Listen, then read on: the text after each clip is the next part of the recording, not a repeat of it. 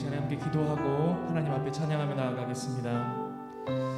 하나님, 오늘도 우리에게 은혜를 베푸셔서 주님 말씀 선포되는 자리, 또 주님 말씀 공부하며 우리 속에 채울 수 있는 자리로 인도하시니 감사함을 드립니다. 오늘도 우리가 하나님의 말씀 사모하여 나아왔사오매 하나님이 예비하신 은혜로 먹이시고 하나님의 백성으로 새롭게 거듭나는 은혜의 시간 되게 하여 주시옵소서. 이 시간에 우리가 먼저 하나님 찬양하길 원합니다. 하나님 임하셔서 우리의 찬양 받아주시고 홀로 영광 받아 주시옵소서. 이 모든 말씀 예수 그리스도의 이름으로 기도하옵나이다. 아멘. 하나님께로 더 가까이, 하나님께로 더 가까이 갑니다. 고통 가운데 계신 주님,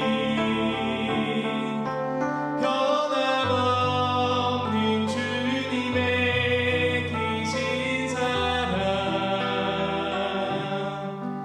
영원히 주님만을 섬기리. 하나님께로 더 가까이, 하나님께로 더 가까이 갑니다. 고통 가운데 계신 주님, 변함없는 주님의 크신 사랑, 영원히 주님만을 섬기리. 한 번 더 찬양합시다. 하나님께로 더 가까이, 하나님께로 더 가까이 갑니다. 고통 가운데 계신 주님, 변함없는 주님의 크신 사랑, 영원히 주님만을 섬기리. 하나님께로 더 가까이, 하나님께로 더 가까이 갑니다. 고통 가운데 계신 주님, 변함없는 주님의 크신 사랑,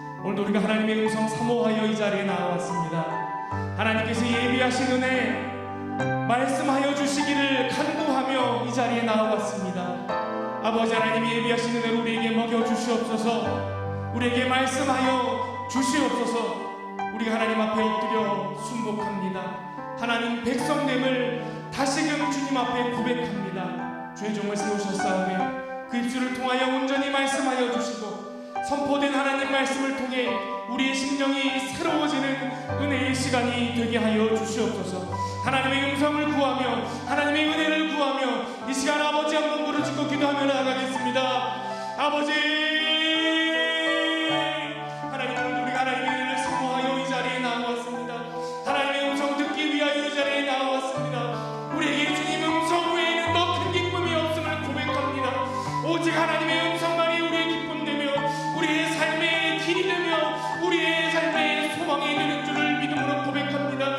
이 시간 하나님의 음성 듣기를 위하여 하나님 앞에 엎드린 주의 백성들이 싸우매 아버지 하나님 임하사 이들에게 말씀하여 주시옵소서. 우리에게 말씀하여 주시옵소서. 우리 심령 가운데 임하사 역사하여 주시옵소서. 주의 종을 세우셨사오매 그 입술을 복되게 하시게 간구합니다. 성령으로 충만케 하여 주시고 말씀으로 흘러넘치게 하여 주시고 오직 그 입술을 통해 하나님 말씀하실 때에 듣는 모든 심령들이 새로워지는 은혜의 시간이 되게 하여 주시옵소서.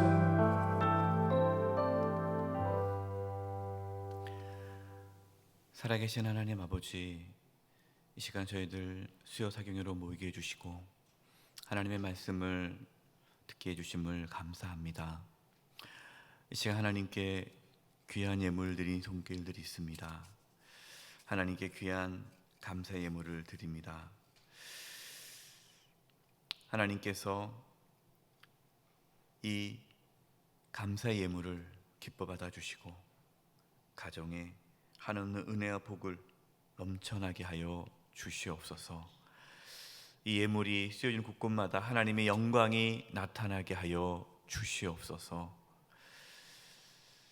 하나님, 저희들에게 시간 은혜를 내려주셔서 하나님이 다윗을 통하여서 늘 이기게 해주시고 승리케 해주셨던 것처럼 저희들의 삶에도 하나님의 놀라운 은혜와 축복이 부어져서 이기는 삶을 살게 해 주시옵소서. 승리하는 삶을 살게 해 주시옵소서. 그래서 우리가 주님 앞에 섰을 때에 잘했다 칭찬받을 수 있도록 역사하여 주시옵소서. 내일 수능 시험을 앞두고 있는 우리 자녀들이 있습니다. 하나님께서 마음의 평강을 더하여 주시고 끝까지 하나님을 의지하게 도와주시고 우리 자녀들이 끝까지 주님 바라보며 믿음의 길을 걷게 해주시고 또 진학의 길을 하나님께서 허락하여 주시옵소서. 날씨가 많이 추워졌습니다. 우리 성도님들 건강 지켜주시되 특별히 연로하신 성도님들 하나님께서 늘 영의 강건함으로 붙잡아 주시옵소서. 부족한 종을 또 단위에 세우셨습니다. 하나님의 말씀을 바르게 잘 대언할 수 있도록 이 시간 도구로 사용하여 주시옵소서. 주님께 의탁드리옵고 예수님의 이름으로 기도드립니다. 아멘. 할렐루야. 네, 평안하셨습니까? 네, 날씨가 또 쌀쌀해졌습니다. 건강할 수 있기를 바라고요. 위드 코로나지만 여전히 또 코로나의 위협이 있습니다. 안전할 수 있기를 바라고요. 또 우리 성도들을 위해서 우리 서로 기도해 주셨으면 좋겠습니다. 최근에 몸이 아프신 분들이 좀 계십니다. 우리 성도님들 중에 병원 입원한 분도 계시고 또 수술 받으신 분도 계시고 수술을 또 받기 전에 또 준비 중에 계신 분도 계시고 또 다치신 분도 계시고 참 최근 들어 계속 많이 이렇게 몸이 아프신 분들이 계십니다. 우리 주변에 아프신 성도님들 계시면 또 전화도 위로해 주시고 격려해 주시고 또 이렇게 잘 서로 보듬어 주시기를 부탁드립니다. 오늘 말씀은 53페이지 10번째 말씀입니다. 이기게 하시는 하나님. 참 제목이 좋죠. 이기게 하시는 하나님. 하나님께서는 우리를 이기게 하시죠. 세상은 이기는 삶을 원하지 않습니까? 치열하게 살아가기 때문에 대부분의 사람들은 다 승리를 원합니다. 이기기를 원하고, 오늘 말씀에서는 세상 사람들은 내가 이기려고 하잖아요. 내가 이기려고 하고 내가 승리하려고 하는데, 오늘 말씀을 쭉 보면요, 다윗이 본인이 이기려고 막 애쓰는 것이 아니라 하나님께서 이기게 해주시는 거예요. 여러분, 우리는 그렇게 살아야 됩니다. 세상 사람들처럼 이기려고, 싸움에서 이기려고, 내가 지나봐라 막 이를 악물고 막 이기려고 막 사는 것이 아니라, 나는 이기려고 하지 않았는데 하나님께서 이기게 하시는 거예요. 하나님께서 세워주시는 거예요. 하나님께 승리케 하시는 거예요. 여러분, 이제 오늘 말씀 보면 다윗이 왕이 되려고 그렇게 애쓰지 않습니다. 다윗은 왕이 될 마음이 없어요. 늘 사울 왕을 모시려고 했죠. 한 번도 내가 사울 왕 돼서 왕이 되겠다는 마음을 품은 적이 없습니다. 그렇지만 하나님께서는 다윗이 왕이 되게 하셨고, 또 처음엔 유다 왕이 되게 하시고, 그 다음에 이제 이스라엘의 전체 통일 이스라엘의 왕이 되게 하셨죠. 그 과정을 보면 하나님께서 하나하나 이루어가는 것을 볼 수가 있습니다.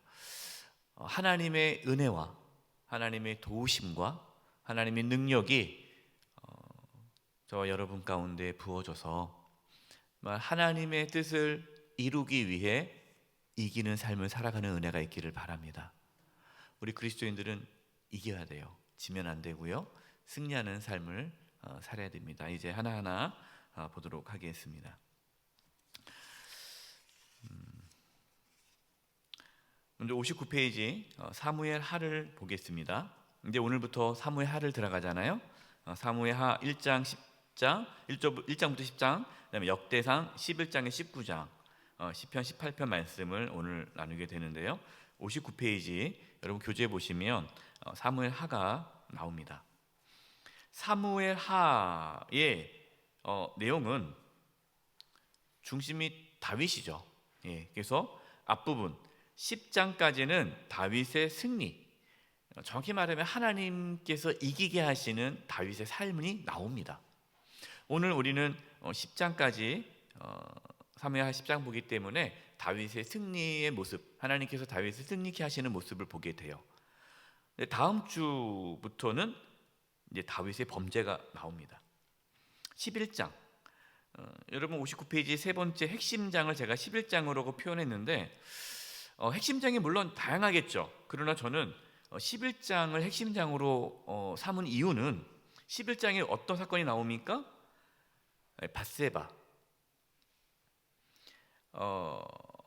밧세바와 또 그녀의 남편 우리아를 죽이는 이 다윗의 범죄가 나오죠. 11장에. 그래서 11장의 한 장이지만 이 11장이 이 사무엘하의 중심이라고 저는 봅니다. 그래서 그 앞부분은 범죄하기 전에 다윗은 하나님께서 이기게 하셨고, 범죄한 이후에 다윗의 삶을 보면요, 하나님께서 징계하시게 나옵니다. 징계.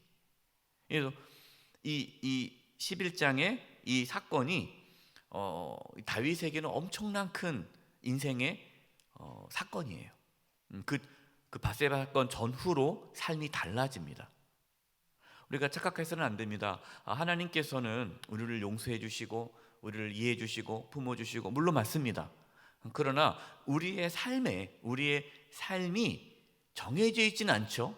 그러나 우리가 어떠한 삶을 선택하느냐에 따라서 우리의 삶이 달라진다는 거예요. 앞에서 아무리 승리하는 삶을 살고 하나님이 함께하고 이기는 삶을 살아도 11장 다윗이 범죄한 이 이후로부터 그의 삶이 무너지고 그 가문이 무너지고 얼마나 많은 시련을 겪는지 몰라요. 알잖아요. 이게 아들이 죽고 또 아들이 배반하고 딸이 고통을 이 여러 가지 상상할 수 없는 일들이 계속해서 벌어지는데 그 이유가 11장이라는 거예요. 하나님은 다윗을 용서해 주셨습니다. 용서해 주셨어요. 네. 하지만 하나님의 징계는 있다라는 것은 우리는 알아야 됩니다. 우리가 이 땅에 살아가면서 하나님께 범죄하면요, 우리가 뭐 죄졌다고 해서 그 때문에 지옥 가는 건 아닙니다. 그러나 하나님 우리를 사랑하기 때문에, 또 다윗을 사랑하기 때문에 징계를 하시는 거죠. 이 부분에 대해서는 다음 주에 이제 나누게 될 것입니다. 사무엘하가 1장부터 24장인데 이 전체가 다윗의 이야기고, 그리고 중간에 핵심적인 것이 바세바 사건이다라고 이해하시고 사무엘하를 읽으시면 전체가 보이게 될 것입니다. 이제 앞에 다시 넘어가서요, 53페이지 이기게 하신 하나님 첫 번째 보도록 하겠습니다. 사울과 요나단의 죽음을 슬퍼함.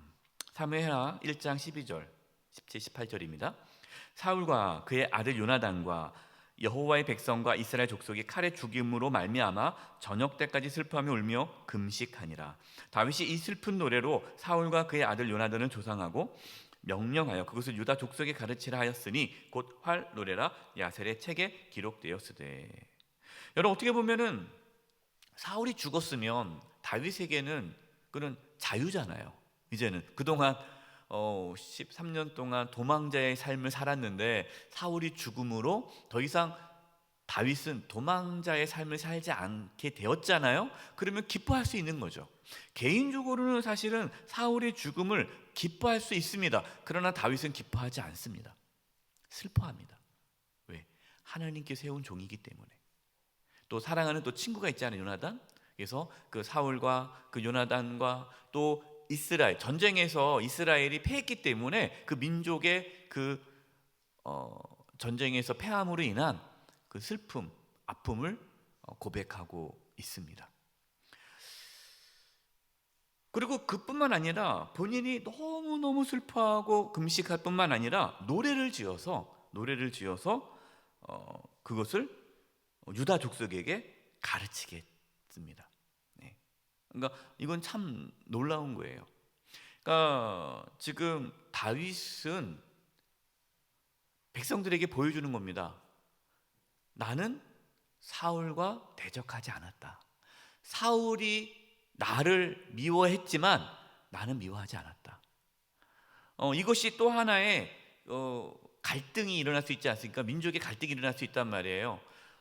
사울이 죽었습니다. 요나단이 죽었어요. 그러면 그 사울의 죽음을 기뻐하는 사람이 있고 또 슬퍼하는 사람이 있을 거 아니겠습니까? 그럼 다윗이 그 사울의 죽음을 기뻐하면 그 또 다른 어떠한 그 갈등의 요소가 있는 거예요. 그러나 다윗은 지혜롭게, 또 뭐 그것이 뭐 쇼가 아니죠. 쇼가 아닙니다. 실제적으로 다윗은 사울의 죽음을 슬퍼하고, 그리고 온 백성이 함께 슬퍼할 수 있도록 그렇게 만든 거예요.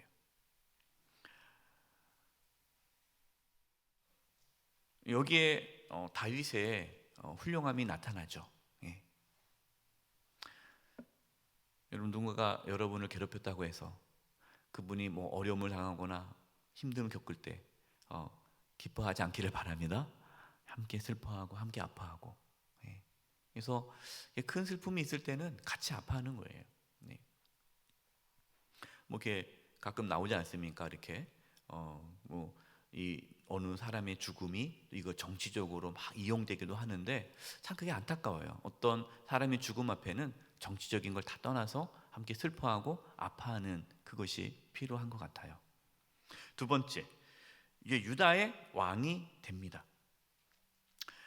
다윗이 앞서 말씀드렸듯이 유다 왕이 되고 그 다음에 나중에 7년 6개월 후에 이스라엘, 전체 이스라엘의 왕이 되는 그 과정은요, 너무나도 자연스럽게 이루어지고 다윗이 주도적으로 하지 않습니다. 절대로 다윗 주도적으로 하지 않고 하나님께서 주도적으로 이끌어 가시는데 백성들이 한 마음이 되어서 다윗을 왕으로 추대하는 모습이 나옵니다. 1번 보겠습니다. 하나님의 인도함을 받음. 사무엘하 2장 1절입니다. 그 후에, 여기서 그 후에가 어떤 후일까요? 사울이 죽은 후에. 사울이 죽었어요. 그럼 이제 다윗이 이제 어떻게 해야 될지 모르겠습니까? 다시 뭐 어디로 가야 되나 여러 가지. 왜냐하면 지금 다윗은 상당히 정치적으로 지금 모든 국민이 모든 백성들이 초점을 두고 있는 정치 유력 인사란 말이에요. 예. 그러니까 다윗이 이 상황에서 어떻게 자기가 해야 할지를 누구에게 물어봅니까? 하나님께 물어봅니다. 이게 참 중요하죠. 그 후에 사울이 죽은 후에 다윗이 여호와께 여쭈어 아뢰되, 하나님께 물어보는, 하나님 어떻게 해야 할까요? 다윗은 철저하게 하나님의 인도함을 받습니다. 여러분, 우리의 삶이 그렇게 돼야 되죠. 하나님 어떻게 해야 할까요? 여러분, 이것이 우리 기도 제목의 상당한 부분이 하나님 제가 어떻게 해야 합니까? 하나님 이 상황에서 제가 어떻게 해야 할까요? 이것이 아주 중요한 기도의 모습이에요. 내가 유다 한 성읍으로 올라가리까. 이제 다윗이 이제 유다, 그 전에는 이제 도망 다녔기 때문에 이스라엘 땅이 아닌 외막의 광야 뭐 이런 데 있었잖아요. 이제 공식적으로 내가 이제 공식적으로 이제 유다 성읍에 들어갈 수도 되겠습니까? 라고 물어봅니다. 여호와께 이르시되 올라가라. 근데 또 물어봐요. 다윗이 어디로 가리까? 그럼 유다 성읍이 많은데 그 많은 성읍 중에 어디로 가야 합니까? 라고 물어봅니다. 참 저는 놀라워요. 왜냐하면 유다 성읍 중에도 정치적으로 아주 뭐 영향력 있는 성읍 갈 수도 있지 않겠습니까? 근데 그것도 물어보는 거예요. 근데 하나님은 어디로 가라고 합니까? 헤브론으로 가라. 헤브론. 여러분, 헤브론이 어떤 곳이죠? 아브라함, 이삭, 야곱이 묻혔던 곳이에요. 아브라함이 이렇게 하나님께서 지시한 땅, 이스라엘 땅으로 오지 않았습니까? 그때 조카를 데리고 오죠. 롯을 데리고 옵니다. 근데 원래 하나님은 조카 롯을 데리고 가기를 원치 않으셨죠. 왜냐하면 하나님은 아브라함을 통해서 그 후손을 통해서 자손을 얻기를 원했는데 아브라함이 자손이 없으니까 이 롯 조카를 자기 아들 삼아 데려갔단 말이에요. 근데 하나님께서는 헤어지게 합니다. 그래서 롯과 헤어지죠. 롯과 헤어진 다음에 이제 아브라함이 고개를 숙이고 있을 때 하나님께서 고개를 들어라, 동서남북을 바라보라, 내가 내게 이 땅을 다 주겠다 하면서 하나님께서 언약을 하시며 약속을 합니다. 아브라함에게 하늘의 별과 같이 바다의 모래와 같이 내 자손을 번성케 할 것이다. 그 하나님 약속을 받고 아브라함이 이동해서 머문 곳, 그곳이 헤브론이에요. 거기서 창세기 15년 보면은 제단을 쌓다. 하나님께 제단을 쌓아서 그곳에 이제 머뭅니다. 어떻게 보면 헤브론은요, 아브람, 이삭, 야곱, 하나님의 약속이 이루어진 곳이죠. 하나님께서 아브라함에게 약속하셨던 그 약속이 이루어진 곳이 헤브론입니다. 헤브론은 이거는 단순한 어떠한 장소가 아니라 하나님에게는 내가 너를 통해서 이제 아브라함을 통해 아브라함에게 하는 언약을 이제 다윗을 통해 이어가겠다라는 하나님의 사인이죠.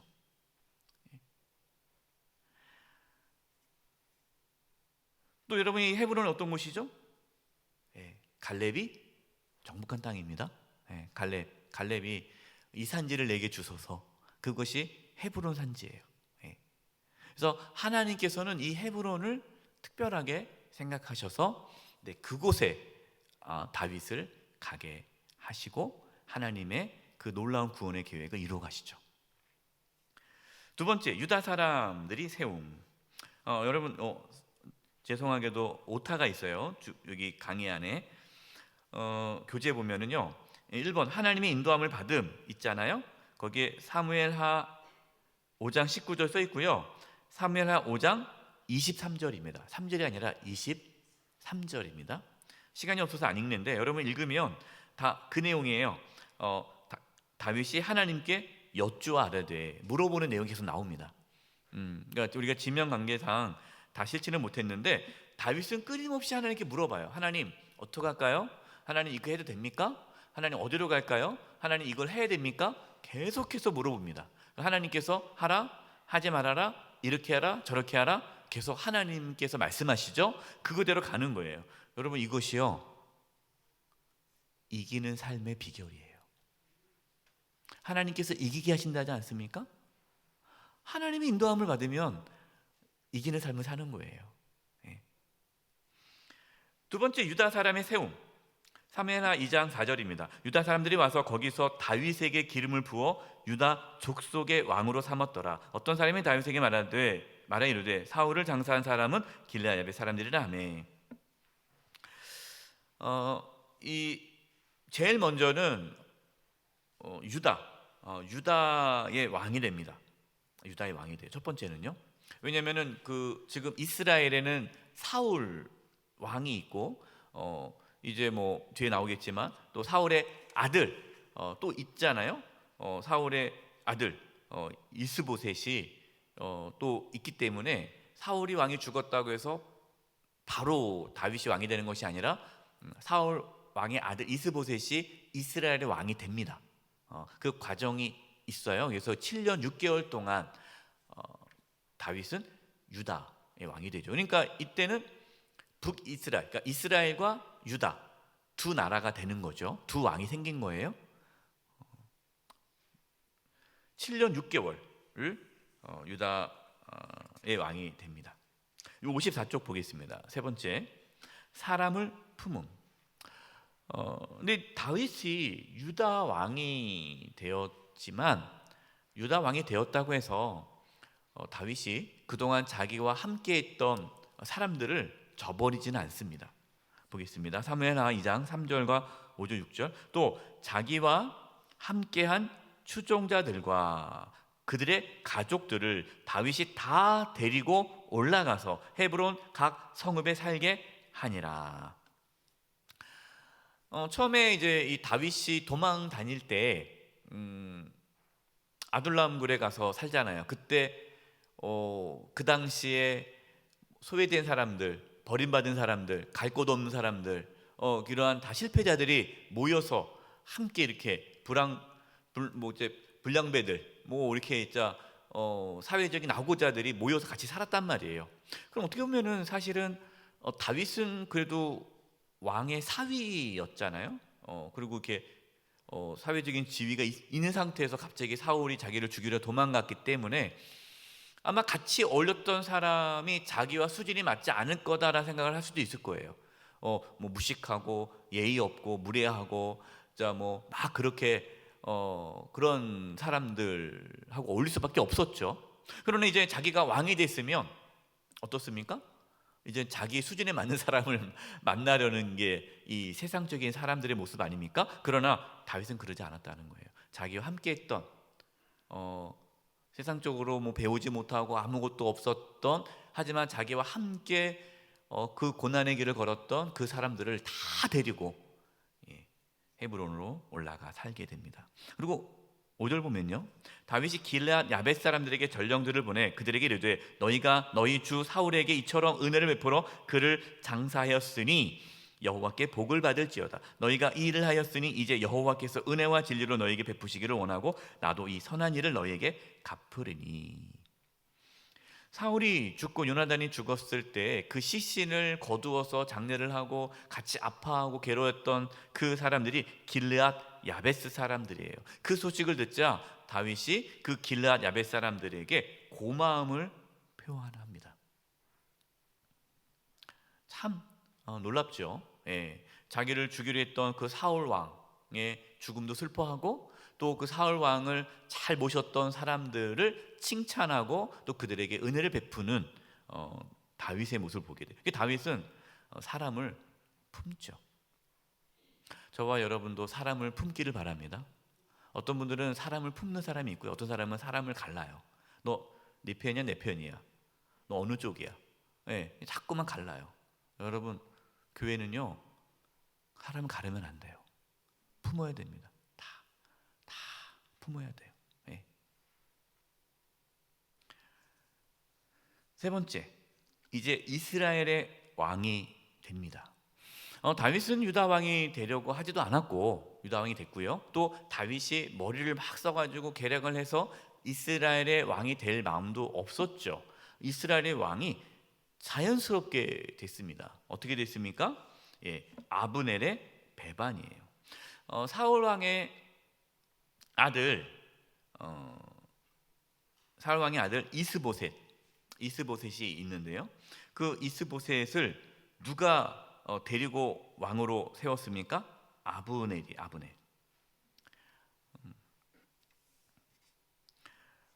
조금 이제 이름이 계속 나오는데 이름도 다 비슷하고 그래가지고 헷갈려요. 보면요, 이제 이스라엘은 사울의 아들 이스보셋이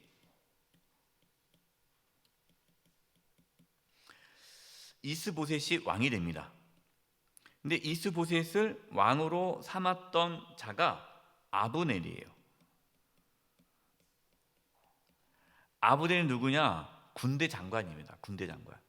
그러니까 사울과 함께 이스라엘을 초대 왕 사울 왕을 섬겼던 군대 장관이 아브넬이에요.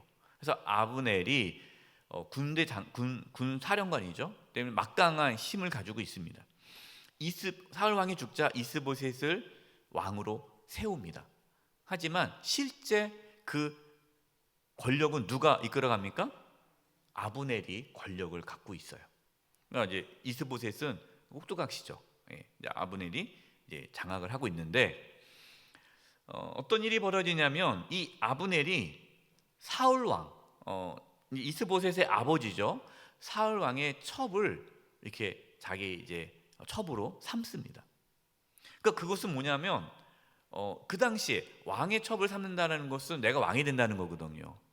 그러니까 이스보셋에게는 이거는 모욕적인 거죠. 아버지의 첩이고 이거 아브넬이 그걸 그냥 자기한테도 의논도 하지 않고 이렇게 한다는 것은 자기를 완전히 무시하는 거고 본인이 왕의 행사를 하겠다는 거고 이거는 정말 안 되는 일이에요. 그래서 그 부분에 대해서 이스보셋이 아브넬에게 얘기하죠. 어떻게 그럴 수가 있습니까? 그러면 안 되지 않습니까? 따집니다. 그러자 아브넬이 화를 내죠. 그러면서 이스보셋에게 내가 너를 아무것도 아닌 너를 왕으로 세워줬더니 날 무시해? 해가지고 이제 아브넬이 이스보셋을 배반하고 이제 다윗에게 가서 다윗 왕이요, 당신이 이스라엘의 왕이 되어야 합니다. 내가 보니까 당신이 되어야 됩니다.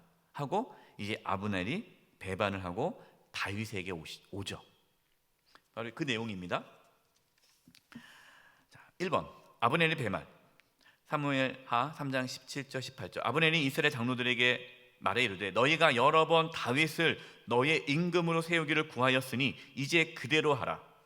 여호와께서 이미 다윗에 대하여 말씀하시기를 내가 내 종 다윗의 손으로 내 백성 이스라엘을 구원하여 블레셋 사람의 손과 모든 대적의 손에서 벗어나게 하리라 하셨음이라 하고, 아브넬이 배반을 하는 거예요.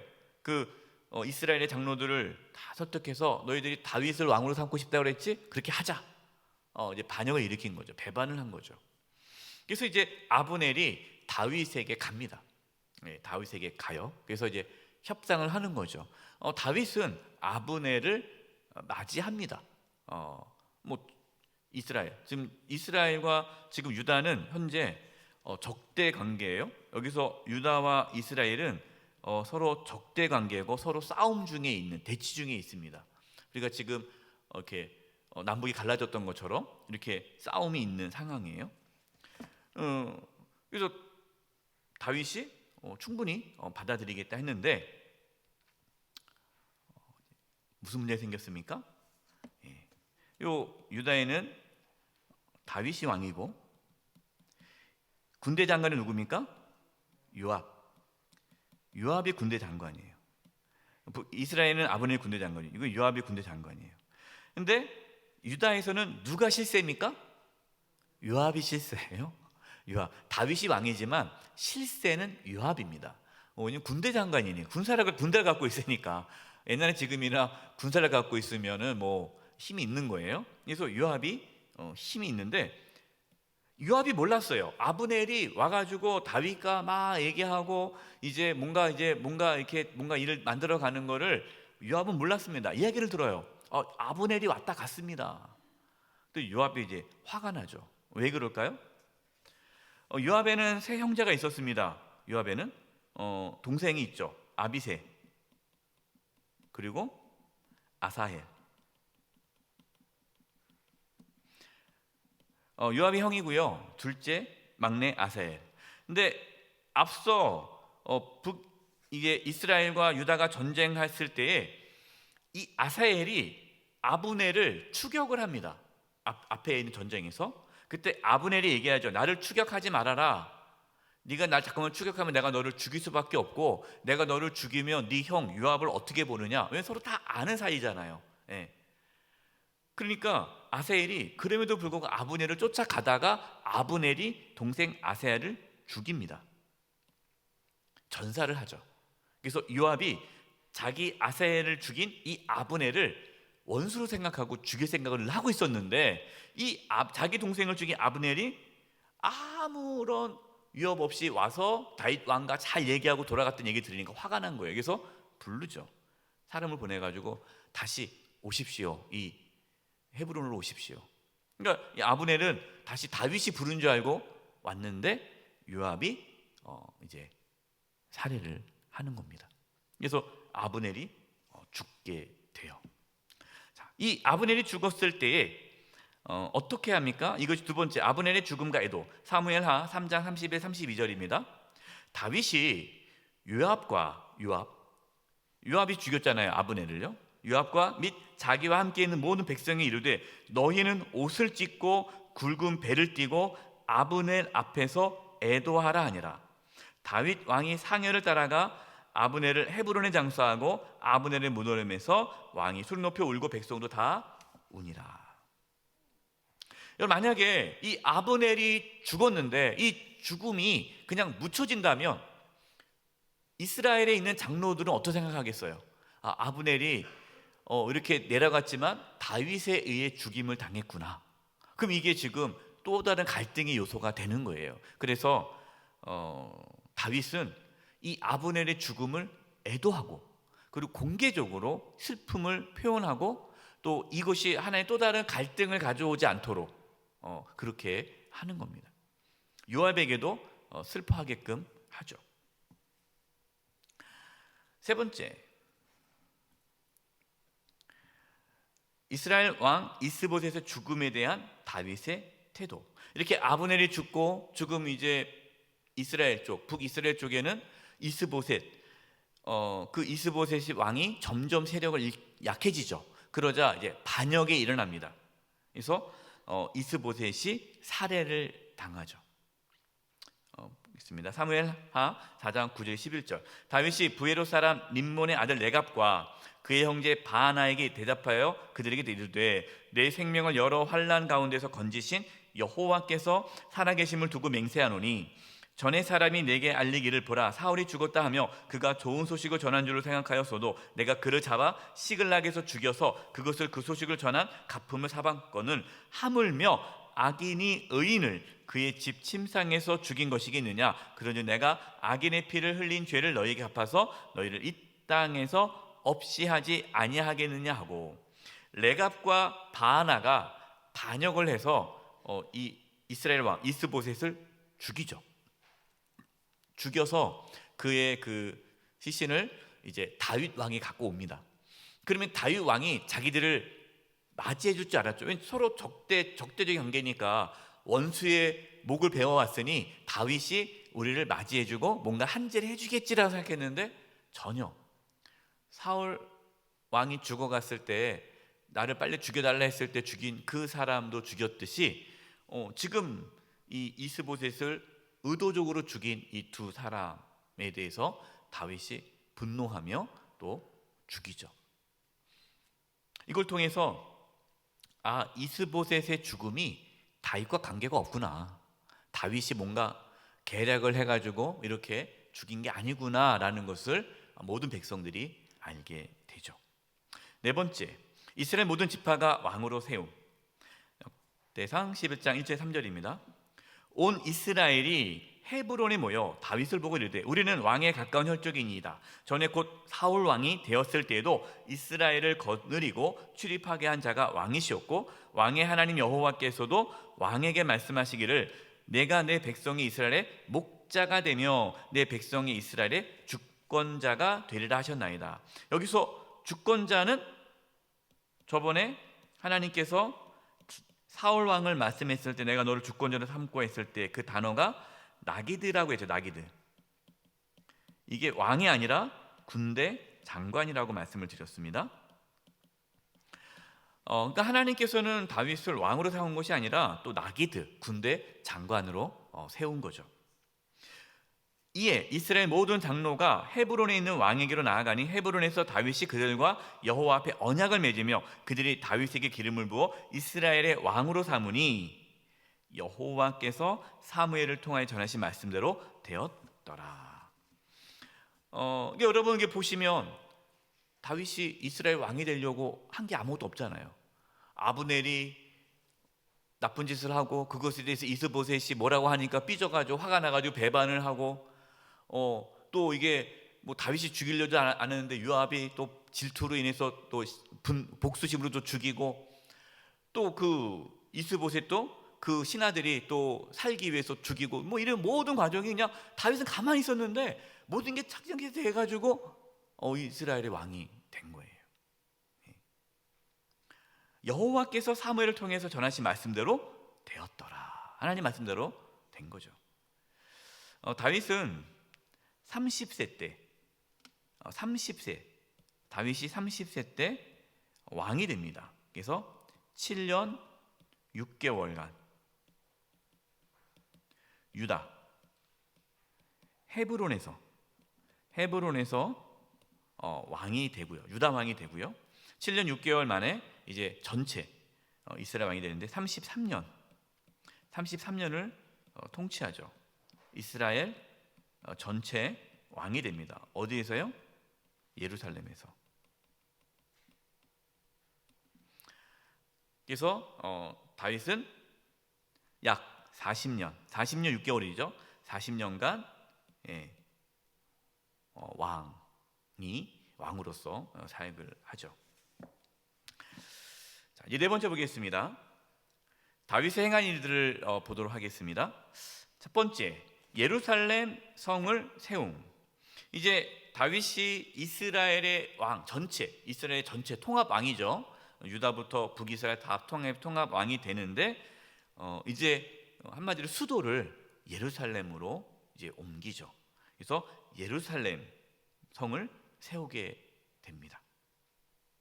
이 예루살렘 성을 시온성이라고 그러고 다윗성이라고 얘기를 해요. 다윗성이 시온성이고 시온성이 예루살렘 성이다라는 거죠. 사무엘하 5장 6절 7절 10절 왕과 그의 부하들이 예루살렘으로 가서 그 땅 주민 여붓 사람을 치려하며 그 사람들이 다윗에게 이르되 내가 결코 이리로 들어오지 못하리라. 맹인과 다른 저는 자라도 너를 물리치리라 하니 그들 생각에는 다윗이 이리로 들어오지 못하리라 함이나 다윗이 시온 산성을 빼앗았으니 이는 다윗성이라. 10절 같이 한번 읽어보겠습니다. 시작.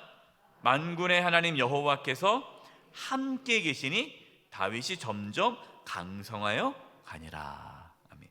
이것이 이기는 비결이에요. 하나님이 함께 계시니 더 점점 강성해지느라. 예루살렘 성은 천의 요새입니다. 예루살렘 성은 정말 이건 성으로서의 탁월한 지리적 위치를 갖고 있어요. 그래서 예루살렘 성을 함락하기가 너무나 어렵고 또 예루살렘 성을 함락을 해야만 그 일대를 다스릴 수가 있는 지형이에요. 역사적으로 보면 예루살렘 성이 그렇게 많은 정말 많은 전쟁이 있었던 곳이 예루살렘 성입니다. 사무엘하 5장 12절 다윗이 여호와께서 자기를 세우사 이스라엘 왕으로 삼으신 것과 그의 백성 이스라엘을 위하여 그 나라를 높이신 것을 알았더라. 있습니다. 56페이지 다윗이 이제 예루살렘으로 들어오고 한 첫 번째 일이 뭡니까? 언약궤를 예루살렘 성으로 옮기는 거예요. 그 전에 사울 왕은요, 언약궤를 모시지 않고 있었어요. 네. 왜? 언약궤가 중요하지 않았습니다.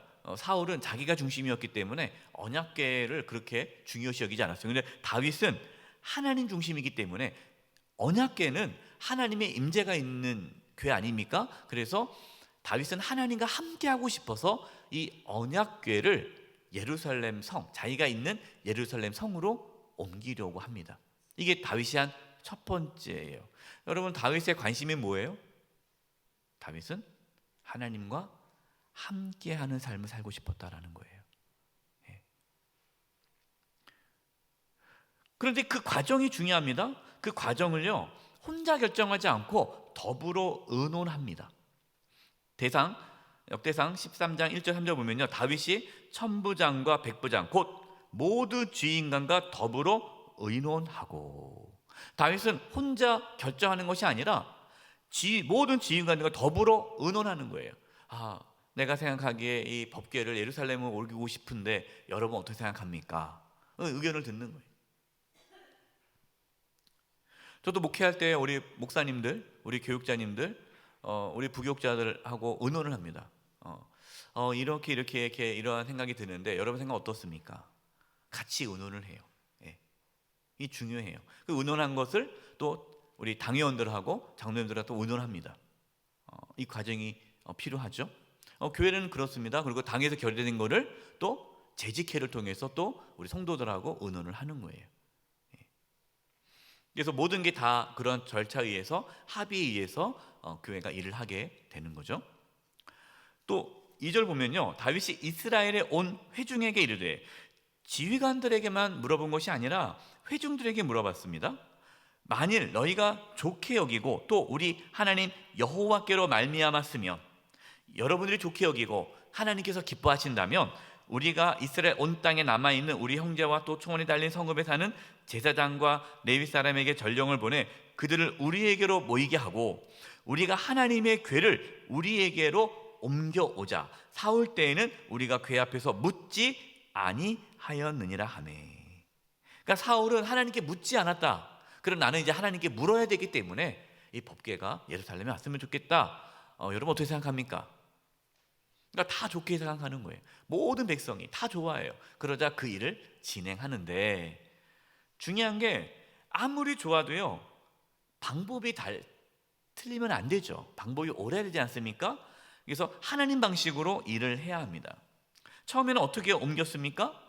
빨리 오시고 싶어가지고 수레에, 한 번도 쓰지 않은 수레에다가 법궤를 놓고 막 오는 거였어요. 예. 근데 이제 소가 이렇게 움직이니까 수레가 그 덕덕거리니까 법궤가 떨어질 것 같으니까 웃사가 딱 잡잖아요. 그 법궤 떨어질까봐. 그러자마자 어떻게 됩니까? 바로 죽어버렸어요. 왜? 법궤는 함부로 만지면 죽어요. 거룩한 거기 때문에. 그리고 수레로 옮기면 안 되잖아요. 하나님께서 분명히 제사장, 레위인들이 어깨에 메고 가야 되는데 빨리 모신다고. 여러분, 빠른 게 좋은 게 아니에요. 빨리 정확한 절차를 거쳐서 하나님의 뜻대로 가야 돼요. 그래서 교회라는 게요, 빨리빨리 하는 것보다 법대로 가야 됩니다. 법이 좀 늦을 수 있어요. 그러나 법대로 절차에 따라서 해야 나중에 아무런 문제가 없는 거예요. 그래서 다윗이 두려워가지고 이제 가져올 수가 없는 겁니다. 법궤를. 이렇게 사람이 죽었으니까. 그래서 못 가져오고 바로 그 근처에 있는 오벳 에돔 집에 두죠. 오벳 에돔 집에 법궤를 두는데 오벳 에돔이 복을 받습니다. 그 법궤로 인해서. 그러니까 이제 복을 받았다는 얘기 듣고 이제 모셔도 되나 보다 하고 모시는데 이제 생각이 바뀐 거죠. 뭐가 잘못했을까 해보니까 법궤를 이송하는 방식이 잘못된 거예요. 그래서 이제 다윗이 깨닫고 말씀대로 이제 법궤를 모시게 됩니다. 이것이 이제 대상 15장 13, 15절.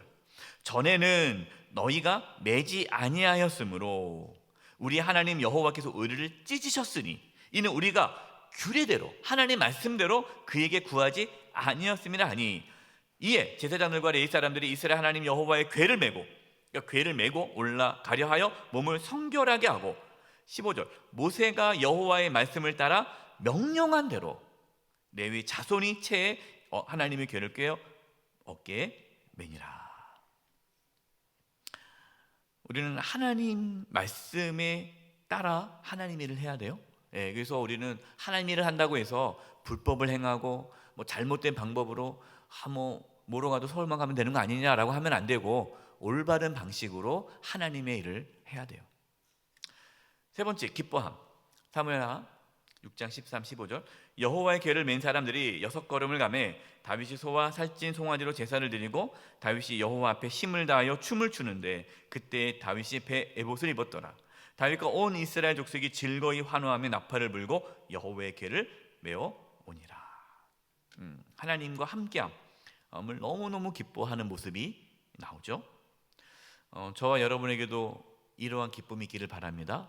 우리의 기쁨이 다른 데 있는 것이 아니라, 물론 다른 것도 기쁘죠. 하지만 최고의 기쁨은 하나님이 나와 함께하는 것이 우리의 가장 큰 기쁨이 되기를 바라요. 세 번째, 하나님의 집을 세우고자 함. 왕이 사무엘하 7장 2절 3절 왕이 선지자 나단에게 이르되 볼지어다 내가 백향목 궁에 살거늘 하나님의 궤는 휘장 가운데 있도다. 나단이 왕께 아뢰되 여호와께서 왕과 함께 계시니 마음에 있는 모든 것을 행하소서. 여러분, 참 이게 중요한 말씀이 나오는데요. 자, 다윗이 자기는 백향목 궁에 있는데 하나님은 장막에 있어요. 휘장 가운데 있어요. 천막, 텐트에 있단 말이에요. 그러니까 너무 마음이 아파서 집을 짓고 싶은 거예요. 그래서 물어봅니다. 선지자 나단에게. 근데 선지자 나단이 뭐라고 말을 합니까? 하나님께서 함께 계시니 마음에 있는 모든 것을 행하라.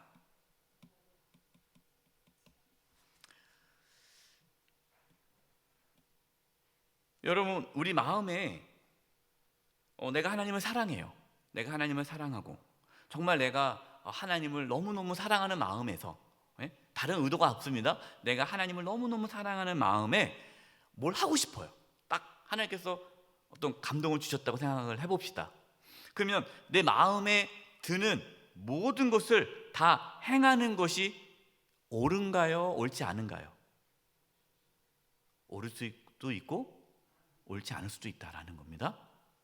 그것을 지금 말씀드리는 거예요. 선한 일. 여러분, 하나님을 위해 성전을 짓겠다는 거 선한 일 아닙니까? 뭐 나쁜 일 아니잖아요. 선한 일이 다 하나님의 계획은 아니다라는 걸 알아야 돼요. 우리는 이걸 놓칠 수가 있어요. 이렇게 얘기합니다. 아니, 이게 좋은 일인데, 목사님 좋은 일인데 이거 좋은 일이면 해야 되지 않습니까? 맞아요. 좋은 일이에요. 선한 일이에요. 근데 선한 일이라고 좋은 일이라고 해서 다 할 수 있는 것은 아니에요. 이걸 분별할 수 있어야 됩니다. 그러니까 나단은 몰랐어요. 나단은 하나님의 당신과 함께합니다. 지금까지 쭉 함께 왔으니까 그러니까 이제 당신 마음에 하고 싶은 거 다 하세요. 괜찮습니다 라고 얘기했는데 그것은 잘못된 나단의 가르침이에요. 그건 안 되죠. 어떻게 됩니까? 하나님께 물어봐야죠. 하나님께 물어봐야죠. 그건 나단이 잘못한 거예요. 하나님은 뭐라고 합니까? 안 된다. 한마디 노예요. 노. 내가 뭐 집이 없었냐? 그동안 내가 그동안 뭐 집이 필요하냐? 집 필요 없다. 하나님을 어떤 집 안에 둘 수가 없는 거예요. 그리고 하나님은 집에 계시는 분이 아니라 하나님은 너희와 함께하기 위해서 성막, 텐트 같이 이동하기 위해서 같이 내가 그렇게 한 거지 나는 집이 필요 없다. 근데 하나님께서 기뻐하시죠. 뭘 기뻐합니까? 그 집 짓는 그걸 기뻐하는 것이 아니라 다윗의 마음을 기뻐하세요. 그래서 우리가 하나님을 위해서 뭔가 막 하고 싶은 거 있잖아요. 그것이 일이 이루어지지 않아도 중요하죠. 여러분, 내가 뭔가 하나님을 위해서 하고 싶어요. 근데 결과적으로 그 일을 못했어요. 그렇다고 여러분 너무 실망하지 마세요. 하나님은 이미 그 마음을 아세요. 그래서 기뻐하십니다. 그걸 기뻐하세요.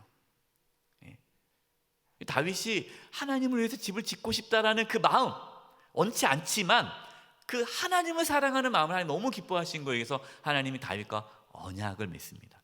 이게 다윗 언약이죠. 이것이 57쪽입니다. 다윗 언약이 중요하죠. 보겠습니다. 다윗의 언약, 하나님의 언약.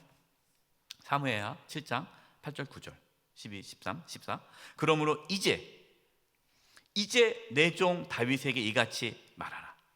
만군의 여호와께서 이와 같이 말씀하시기를 내가 너를 목장 곧 양을 따르는 데서 데려다가, 그러니까 하나님께서 양을 치는, 정말 네가 아무것도 아닌데 별거 아니지만 내가 너를 들어서 이스라엘의 주권자로 삼고, 이 주권자가 나기드 군대 장관이에요. 주권을 삼고 9절 내가 가는 모든 곳에 내가 너와 함께 있어 내 모든 원수를 내 앞에서 멸하였은즉 땅에서 위대한 자들의 이름과 같이 내 이름을 위대하게 만들어 주리라. 내가 너를 이스라엘의 주권자로 삼을 뿐만 아니라 이 이스라엘을 넘어서 내 이름을 위대하게 만들어 주리라. 여러분, 예수님 믿지 않는 사람도요 다윗을 압니까 모릅니까? 교회 안 다니는 사람 다윗은 다 알잖아요. 다윗이라는 인물은 다 압니다. 여러분, 지금도 이스라엘 국기가 별이 있잖아요. 그 별이 무슨 별이라고요? 다윗별. 여러분, 이스라엘은 지금도 다윗과 같은 지도자가 나오기를 기대하고 있어요. 그러니까 다윗은 이스라엘 역사 속에서 가장 위대한 자고, 일반 사람들도 다윗의 위대함을 다 알고 있는 거예요. 12절 내 수완이 차서 내 조상들과 함께 누울 때에 내가 내 몸에서 내 씨를 내 뒤에 세워 그의 나라를 견고하게 하리라. 13절 그는 내 이름을 위하여 집을 건축할 것이요. 그러니까 집은 누가 건축한다는 거예요? 네 아들이 건축할 것이다. 솔로몬이죠. 솔로몬이 건축할 것이다. 나는 그의 나라 왕위를 영원히 견고하게 하리라. 14절 나는 그에게 아버지가 되고 그는 내게 아들이 되리니 그가 만일 죄를 범하면 내가 사람의 매와 인생의 채찍으로 징계하려니와. 하나님께서 죄를 범한다고 해서 그냥 내버려 두지 않고 징계하신다. 여러분, 왜 징계합니까? 사랑하니까 징계하는 거예요. 징계는 뭡니까? 징계는 하나님의 은혜예요. 우리가 잘못한 길을 걸어갔을 때 징계가 있으면 은혜입니다. 근데 내가 잘못한 길을 걸어가요. 근데 징계가 없어요. 하나님이 버리신 거예요. 그래서 징계는 하나님의 은혜, 사랑이다라는 거죠. 여기서요, 하나님께서 다윗에게 언약을 맺는데 그 언약은 무엇입니까? 너뿐만 아니라 내 자손이 영원토록 하나님의 나라를 이루게 될 것이다라고 언약을 합니다. 다윗이 선에서 이 언약이 지속된 것이 아니죠. 여러분, 우리가 다음 주에 이제 다윗이 범죄하지 않습니까? 범죄에서 징계를 받지만 그렇다고 해서 하나님의 언약이 사라지는 것은 아니에요. 마찬가지예요.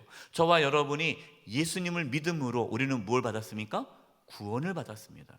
여러분, 우리는 예수 그리스도를 통해서 하나님의 자녀가 되었어요. 우리는 하나님의 이제 언약 백성이 되었습니다. 이건 영원한 거예요. 우리가 이 땅에 살면서 죄를 지을 수 있잖아요. 죄를 지었다고 해서 우리가 천국 못 가는 게 아닙니다. 어떤 분들은 목사님 저 천국 못 갈 것 같아요. 왜요? 죄를 너무 많이 졌어요. 그럼 죄 많이 안 지면 천국 가고 죄 지면 지옥 가고, 이게 아니라는 거예요. 이게 아니에요. 우리가 예수 그리스도를 믿음으로 천국 가는 거예요. 구원 받은 거예요. 그 약속은 변함이 없습니다. 다만 우리가 이 땅에서 하나님의 말씀대로 순종하지 않고 또 악을 행할 때에, 범죄할 때에 하나님의 징계가 있는 거죠. 누가복음 1장 32, 33절 이 하나님의 언약이 누구로부터 이어져서 완성됩니까? 예수 그리스도. 보겠습니다. 보라, 내가 잉태의 아들을 낳으리니 그 이름을 예수라 하라. 그가 큰 자가 되고 지극히 높으신 이의 아들이라. 일컬을 것이요 주 하나님께서 그 조상 다윗의 왕위를 그에게 주시리니 영원히 야곱의 집을 왕으로 다스릴 것이며 그 나라가 무궁하리라. 하나님께서 다윗과 한 이 언약이 다윗의 후손, 자손인 예수 그리스도를 통해서 성취가 되죠. 그래서 예수님을 통하여 하나님의 나라가 영원하게 되는 것입니다. 이 약속이 이제 이루어지는 거죠.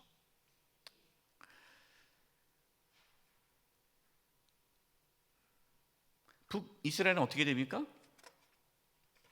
북이스라엘은 여러분 뭐 이제 나중에 분열 왕국 시간에 또 나누겠지만 북이스라엘과 남유다가 나중에 이제 솔로몬 이후로 나눠지잖아요.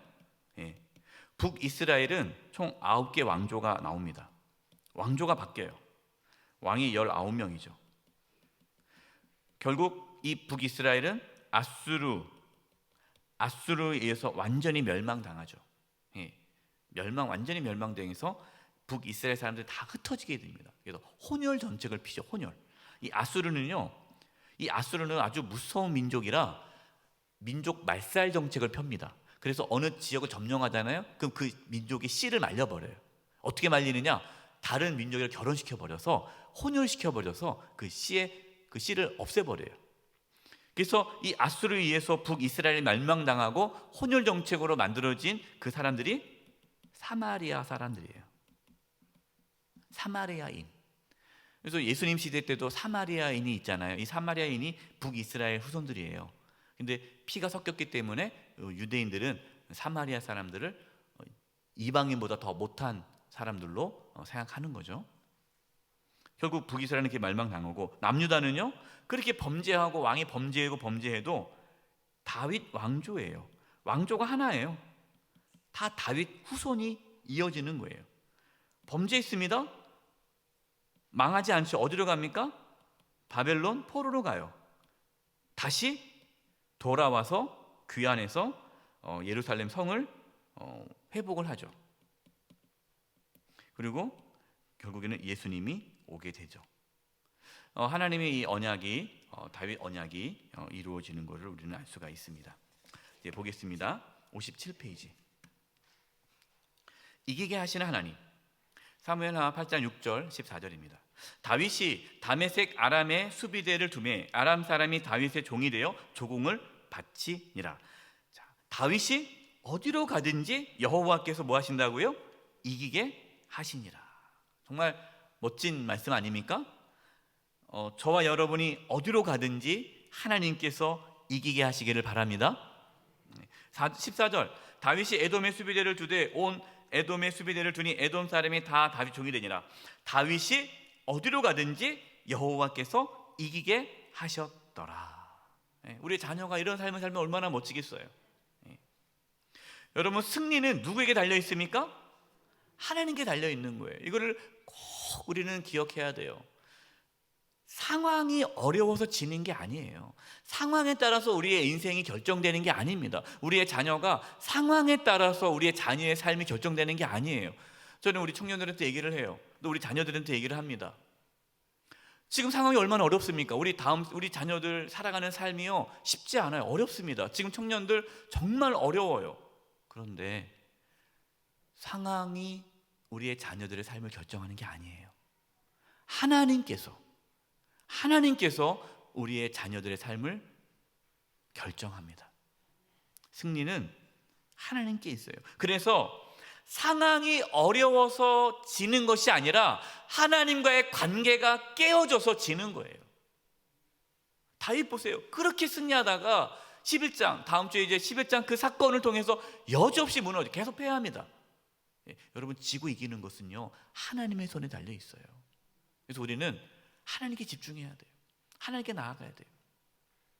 그래서 이제 내년에 우리 교회가 어떻게 할 것이냐, 이 코로나 시대, 위드 코로나 시대에 교회가 어떻게 할 거냐, 뭐 교회가 위기다 하는데, 여러분, 교회는 항상 위기였어요. 위기 아닐 때가 어디였습니까? 항상 어려웠죠. 방법은 하나님밖에 없어요. 하나님 손에 달려 있는 거예요. 그래서 내년에 우리 교회가 나아갈 방향은 기도입니다. 기도. 왜 기도를 잡았습니까? 하나님 손에 달려 있으니까. 하나님께 맡기자는 거예요. 하나님께 우리 교회를 맡기고 우리의 삶을 맡기고 우리의 자녀를 맡길 때에 하나님께서 승리케 하실 것입니다. 우린 그걸 믿고 나가는 거죠. 시편 18편은요 다윗이 하나님 앞에 이제 사울의 손에서 벗어났을 때 고백했던 시가 시편 18편입니다.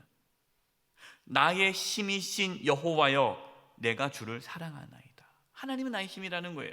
여호와는 나의 못합니다. 반석이시요, 반석. 석자가 빠졌어요. 반석이시오, 나의 요새시오, 나를 건지시는 이시오, 나의 하나님이시오, 내가 그의 안에 피할 나의 바위시오, 방패시오, 나의 구원의 뿌리시오, 나의 산성이시로다. 여러분, 다윗이 얼마나 하나님을 이렇게 의지하고 있는지 모릅니다. 이 고백이 우리의 고백이 되기를 바라요. 58쪽 보면요, 다윗의 감사 찬양과 감사 기도가 나옵니다. 언약궤를 가져온 후에 하나님 앞에 감사 찬양을 해요. 언약궤를 가져온 후에 보면요, 대상 16장 8절 11절, 너희는 여호와께 감사하며 그 이름을 불러 아뢰며 그가 행하신 일을 만민 중에 알릴지어다. 그에게 노래하며 그를 찬양하고 그의 모든 기사를 전할지어다. 그의 성호를 자랑하라. 여호와를 구하는 자마다 마음이 즐거울지로다. 여러분, 마음이 혹시 지금 즐겁지 않습니까? 그러면 하나님을 구하십시오. 하나님을 구하는 자는 마음이 즐거워져요. 여호와와 그의 능력을 구할지어다. 항상 그의 얼굴을 찾을지어다. 여러분, 이게 기도예요. 기도가 뭡니까? 하나님을 구하는 거예요. 하나님의 능력을 구하는 거예요. 하나님의 얼굴을 구하는, 그게 기도입니다. 하늘은 기뻐하고 땅은 즐거워하며 모든 나라 중에서 이르기를 여호와께서 뭐 하신다? 통치하신다 할지로다. 여러분, 다윗이 언약궤를 왜 예루살렘으로 가져왔습니까? 이유가 뭡니까? 하나님의 통치를 받기 위해서예요. 하나님께 물어보기 위해서예요. 다스림 받기 위해서. 하나님을 우리의 왕으로 모실 수 있기를 바라고 하나님의 통치를 받기를 바랍니다. 두 번째, 하나님의 언약 후에 감사기도예요. 이제 하나님께서 언약을 맺었잖아요. 내가 이제 영원토록 너와 함께 할 것이고 네 후손이 영원할 것이다라는 이 언약을 맺고 났을 때 감사기도를 이렇게 합니다. 역대상 17장 16, 18절. 다윗 왕이 여호와 앞에 들어가 앉아서 이르되 여호와 하나님이여, 나는 누구이오며 내 집은 무엇이기에 나에게 이에 이르게 하셨나이까. 하나님, 내가 누구길래 나에게 이게 엄청난 은혜를 주십니까? 내가 정말 아무것도 아닌데. 그러면서 17절 보세요.